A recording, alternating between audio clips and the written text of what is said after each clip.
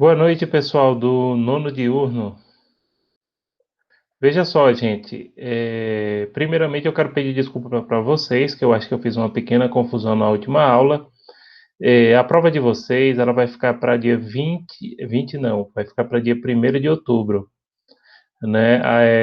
Dia 24, vocês vão ter que entregar os seminários, a maioria da turma já entregou. Eu estou fazendo esse vídeo na noite do dia 23. Essa semana a gente não vai ter aulas ao vivo devido à semana de estudos, né, individualizada de cada professor. A minha é essa semana. Então, por que que vocês vão fazer agora? Porque a turma de vocês tem uma semana de aula a mais do que a da turma da noite. Então, isso aí depende da carga horária. E, como vocês sabem, a coordenação estabeleceu a semana de provas, aliás, semanas de provas, né? Que vai de 28 de setembro a 8 de outubro. Então, como vocês têm mais carga horária do que o pessoal da noite, não é privilégio, não é nada disso.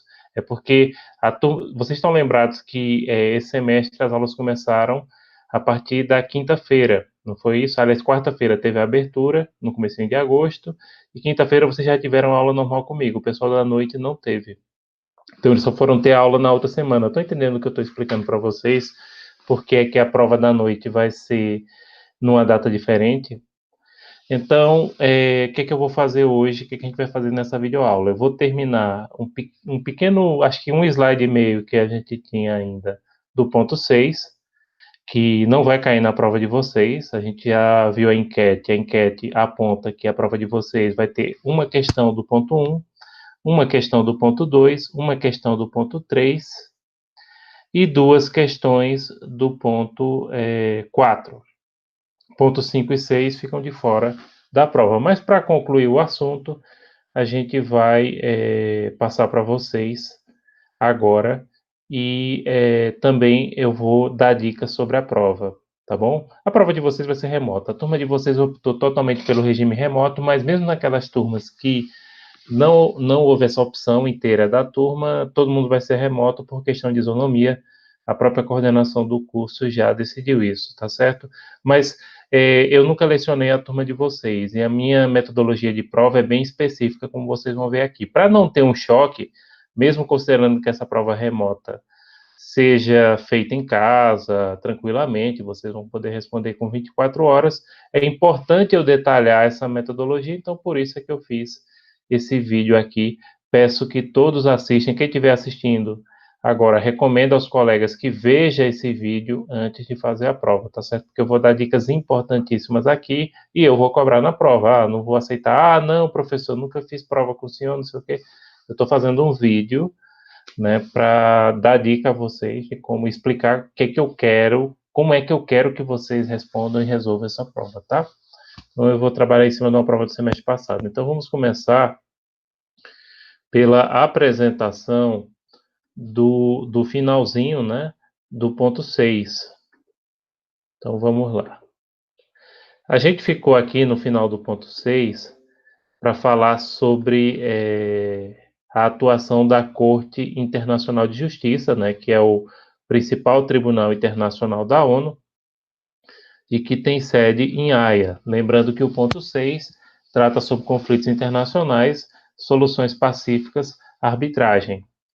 Então, essa parte aqui da Corte eu já tinha feito essa apresentação. Vamos para a atuação. A atuação da Corte, né? Existe ajuizamento da petição inicial pelo Estado, lá na Corte, né? O outro Estado réu pode contestar, tem um prazo de contestação, que agora eu não me lembro, mas é bem parecido com o nosso processo civil aqui, né? As custas, a última vez que que eu tive a informação, as custas custavam US$ 50.000, independente do valor da causa, tá? Lembrando que é um tribunal vinculado à ONU. O réu não pode se recusar a se submeter a tratado ou cláusula de jurisdição obrigatória facultativa.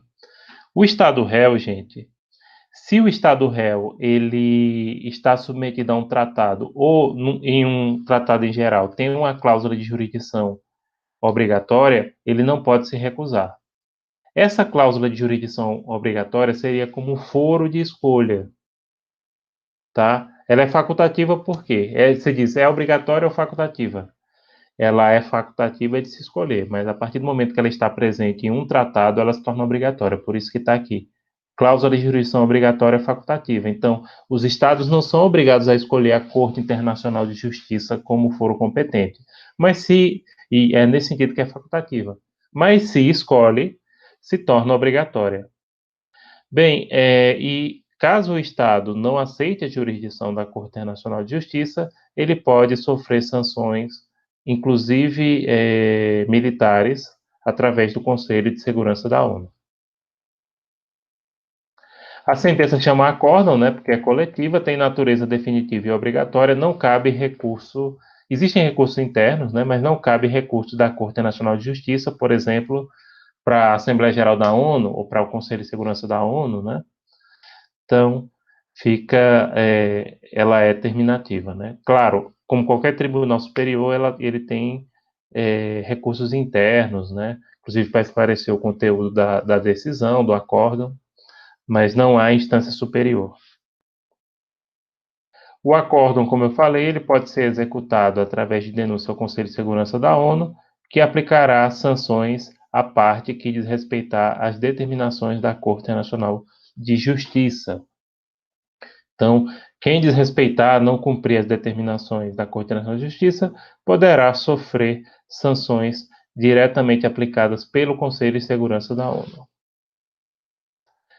Pronto. E aqui a gente termina. Tem algumas observações que eu gostaria de fazer, primeiramente em relação à figura do Barão do Rio Branco, né, José Maria da Silva Paranhos Júnior, nascido em 1845 e falecido em 1912.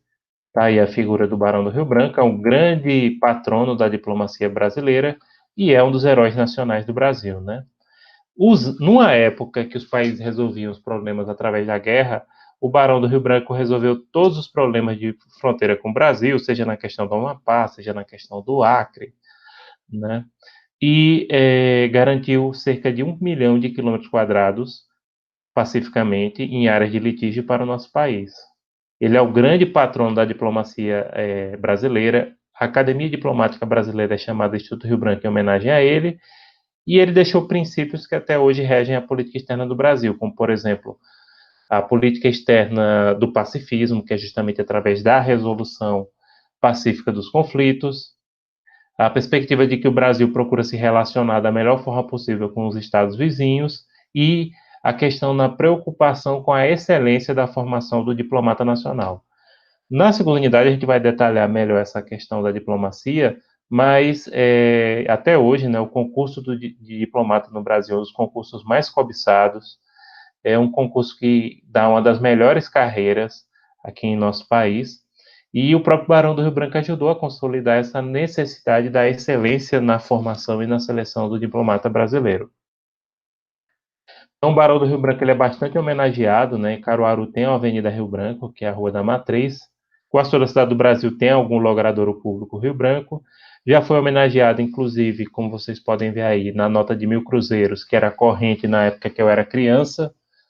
Na nota de baixo, 5 cruzeiros da primeira família, que inclusive eu tenho essa nota de coleção. Não é da minha época, obviamente, a outra sim, 1.000 cruzeiros era da minha época, né? Mas essa de 5 de baixo não é não.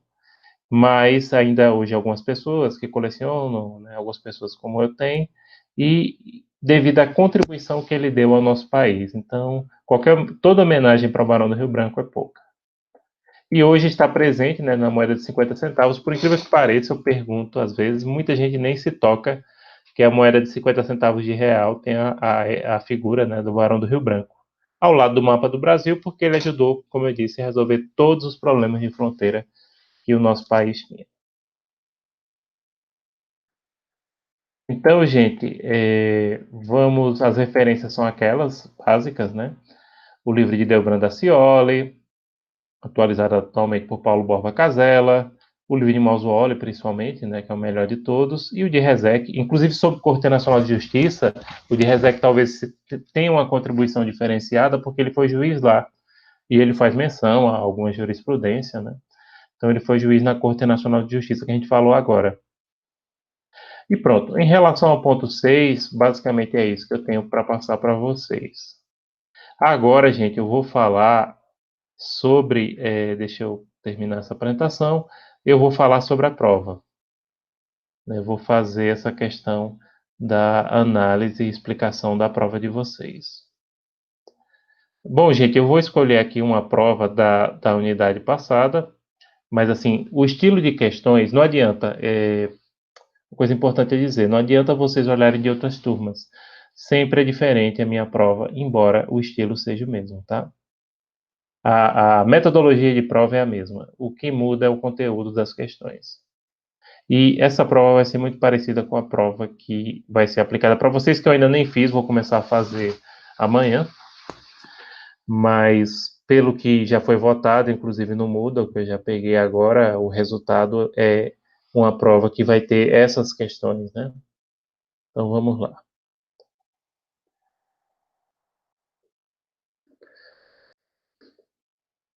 Pronto, deixa eu ampliar aqui para melhorar a visualização. Acho que já oferece aqui uma boa visualização. O ruim de gravar essa videoaula assim é por isso, porque, por exemplo, eu pergunto, né? Vocês estão visualizando direitinho, tal?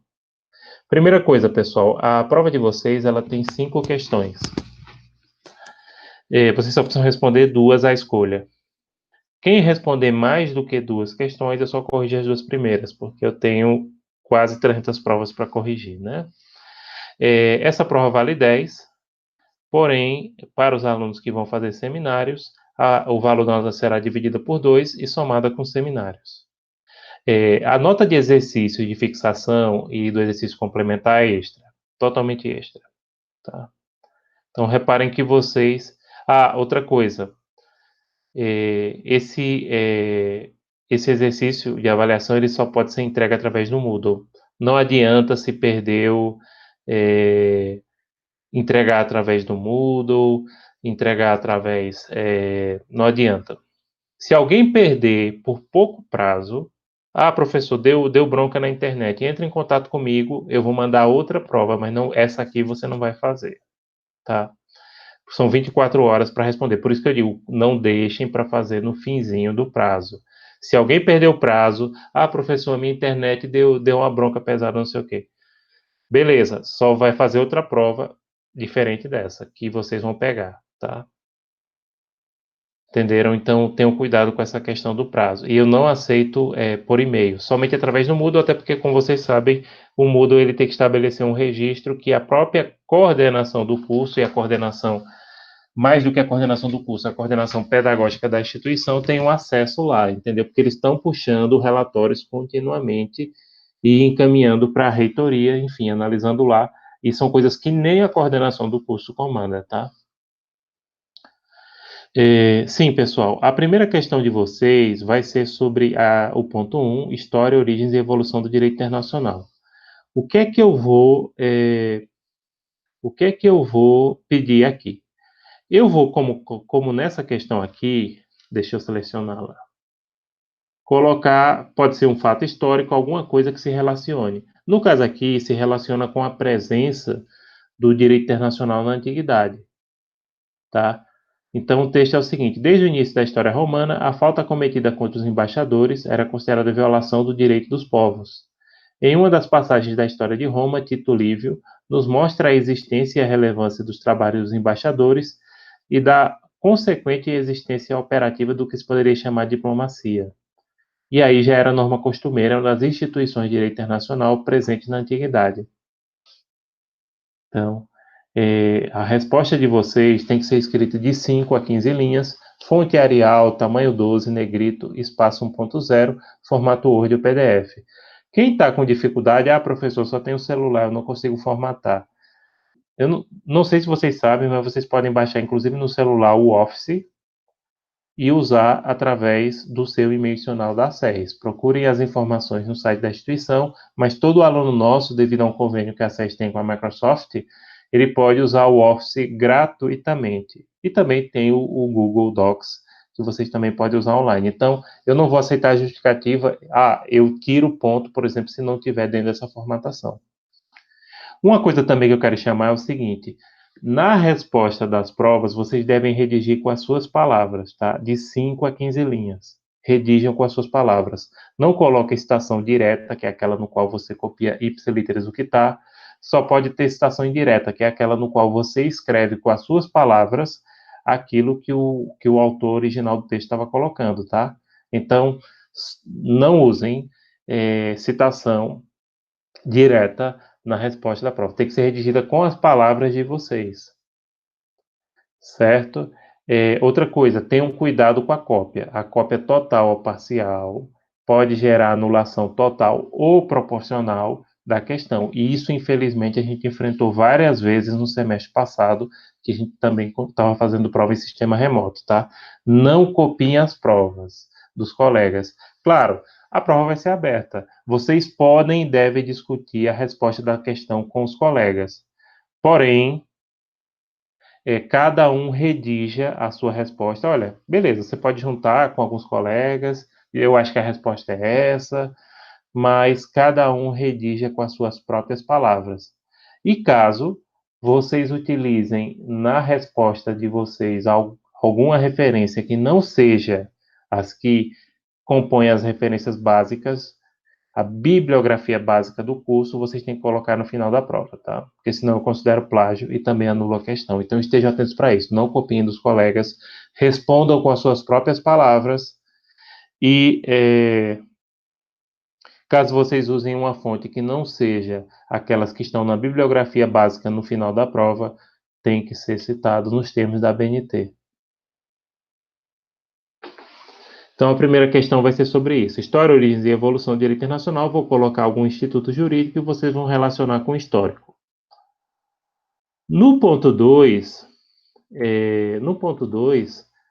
que é teorias de fundamentação do direito internacional público e ordem jurídica interna, monismo e dualismo, essa questão vai ser, eu vou colocar, seja uma norma constitucional, ou seja algum trecho de jurisprudência, de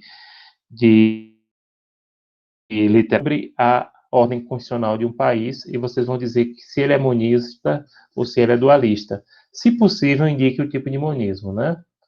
Nesse caso aqui da questão, tem o artigo 137 da Constituição do Paraguai, da supremacia da Constituição, a Lei Suprema da República e a Constituição. Esta, os tratados, convênios e acordos internacionais aprovados e ratificados, as leis aprovadas pelo Congresso e outras disposições jurídicas de hierarquia inferior, sancionadas em consequência, integram o direito positivo nacional na ordem de preferência enunciada. Nesse caso aqui, pessoal, indica claramente que a Constituição do Paraguai, aliás, indica claramente que o Paraguai é monista, porque percebam, e aí eu chamo a atenção de alguns de vocês que podem não estar ligados a isso. Por que é monista? Porque fala claramente, os tratados, convênios e acordos internacionais aprovados e ratificados integram o direito positivo nacional. O fato de haver uma aprovação interna, muitos alunos confundem isso, não significa que o país seja dualista. Ele é dualista se precisa passar por um processo de incorporação ou transformação. Revisem a minha aula do ponto 2, no qual eu falo sobre essa questão. No caso do Paraguai, o Paraguai é monista, e o monismo adotado pelo Paraguai é o monismo internacionalista. Você diz, sim, mas no internacionalista não tem que estar paritário com a Constituição? Não necessariamente. Veja só, no caso do Paraguai, ele é monista porque abaixo da Constituição estão os tratados e acima das leis aprovadas pelo Congresso. Outra coisa, sempre que uma Constituição citar hierarquia, como é o caso desse artigo 137 do Paraguai, é porque é monismo. No dualismo não existe hierarquia porque a norma internacional ela passa por um processo de incorporação. Então, a resposta correta aí seria no sentido de que é uma Constituição, aliás, o Paraguai adota o posicionamento monista internacionalista devido a esses fatores que eu expliquei. Precisa sempre explicar, lembrando que a resposta tem que ser de 5 a 15 linhas. A terceira questão, pessoal, ela trata sobre fontes do direito internacional público. Nesse caso, eu vou colocar uma fonte, pode ser qualquer uma, aliás, menos tratado, não vou colocar tratados. E vou colocar lá uma fonte do direito internacional público e vocês vão ter que dizer qual é a fonte. No caso aqui, é o artigo 27 do regulamento 2015/478 da União Europeia. Nesse caso, é uma decisão de organização internacional, que não está no rol das fontes da Corte Internacional de Justiça, mas é internacionalmente admitido. E aí outra coisa, vocês podem falar um pouco daquele conceito, até porque o mínimo de respostas é 5 linhas, então vocês têm que responder de 5 a 15 linhas. As duas últimas questões de vocês, pessoal, elas vão ser sobre o ponto 4. Uma questão do ponto 4. A primeira questão do ponto 4 vai ser exatamente sobre classificação e espécies. Ou seja, eu vou colocar um trecho de um tratado internacional e vocês vão ter que dizer a classificação. Que tipo de tratado é aquele que eu estou trazendo?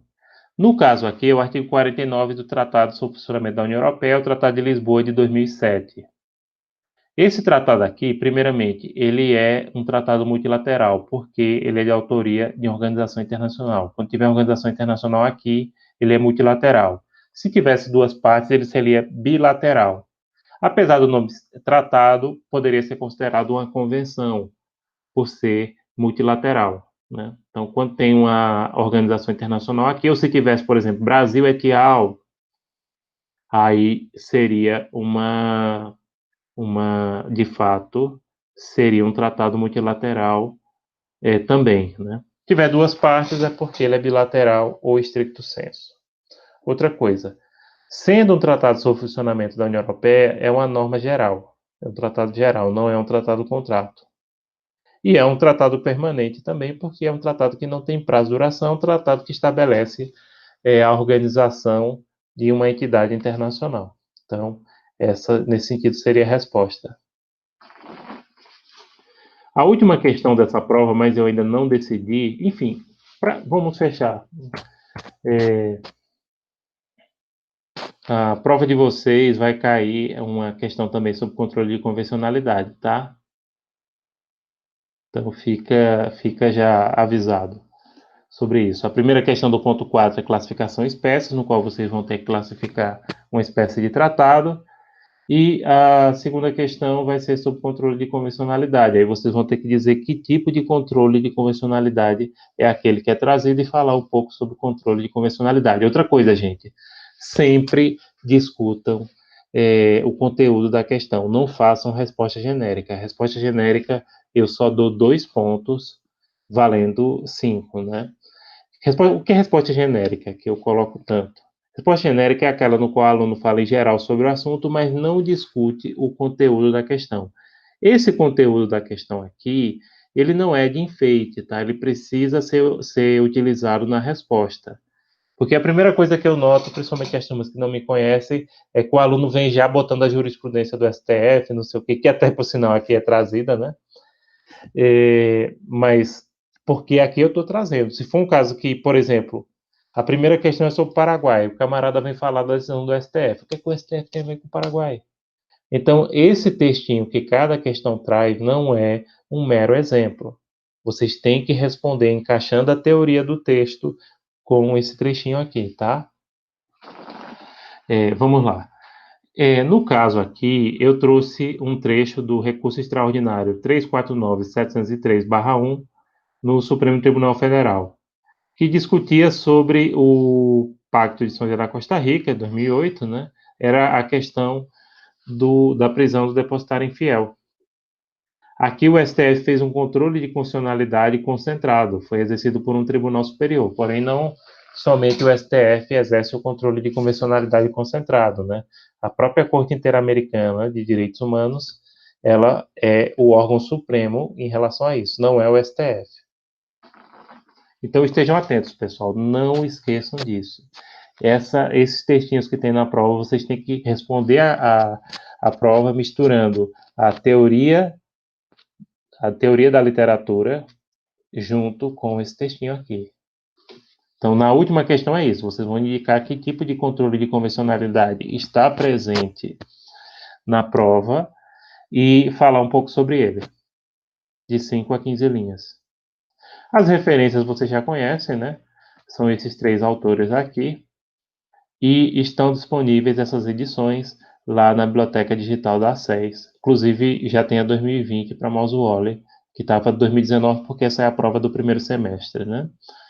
Mas já tem a 2020 lá, de Mouse Wally. Então, os 3 dá para responder, por esses 3 autores, dá para responder essa prova. E, por favor, não esqueçam, só respondam 2 questões. E também reforço aquela questão, não copiem questão dos colegas. Vocês podem discutir em conjunto a resposta. Isso é até bom do ponto de vista pedagógico, porque a turma sente e discute. Porém, cada um redige a questão com a sua prova. Eu vou ler, e se eu pegar prova parecida, ou o que acontece muito, o aluno ele muda a primeira frase, mas o recheio da questão é igual. Eu tiro proporcionalmente. Tá? Ficam atentos a isso. De resto, pessoal, a prova não vai estar difícil. Vai ser uma prova bem em cima daquilo que a gente passou para vocês e dentro dessas dicas. E aí eu peço a todos que assistam esse vídeo e que prestem atenção nessas dicas que a gente está passando, que a gente quer que vocês tenham a maior nota possível. Eu não tenho o menor prazer de ver aluno reprovado e de ver aluno com nota baixa. Então, boa sorte a todos e a todas e espero que vocês façam uma boa prova. Então, até mais, gente. Tchau.